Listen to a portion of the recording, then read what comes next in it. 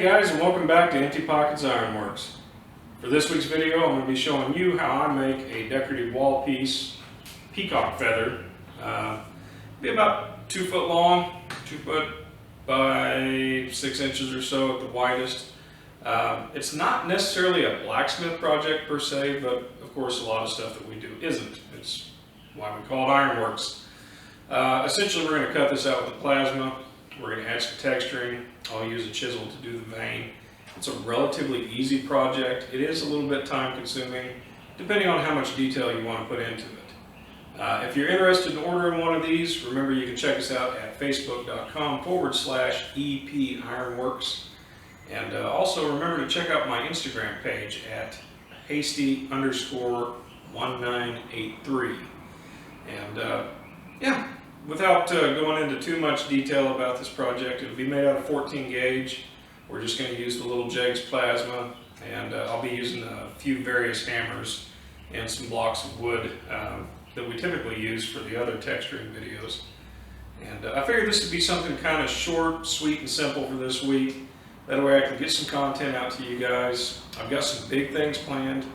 Our Viking chests from my friend down in Arkansas are here. The Viking shield. I've kind of got a game plan in my head now after thinking on it for the past couple weeks what I'm going to do. And so we'll be starting those here in the very near future. So far in my neck of the woods, we're not necessarily on quarantine. We're kind of abiding by a 6-10 rule, which basically means no more than 10 people in one confined area, and they all have to be 6 foot apart. So far, everybody in my family is healthy. We've got some elderly folks that are really near and dear to me. So we're taking extra precautions to try to make sure that those folks don't get sick. As most of you know, we've got 5 boys, and ranging from the ages of 13 all the way down to 3, trying to keep all those occupied in the house is becoming a bit of a chore, but we're managing. So if y'all want to send help, it'd be really appreciative, especially my wife. Just kidding though. We're doing great. Everybody's doing good. I hope you guys are too. In the comments, let me know how it is in your neck of the woods. So far, we're not forced to stay in one location. There's been talk that we may be kind of confined to the house for a couple weeks, which, you know what, we'll adapt and overcome. We'll be fine. I got some extra propane.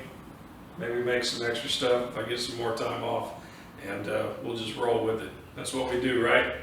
Anyway, let's get started.